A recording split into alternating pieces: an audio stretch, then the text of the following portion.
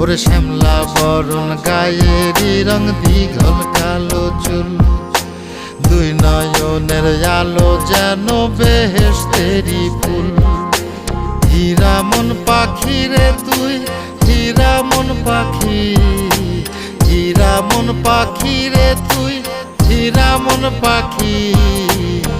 তোর আশায় আশায় আমি কণ্ঠ চায়া থাকি, তোর আশায় আশায় আমি কণ্ঠ চায়া থাকি।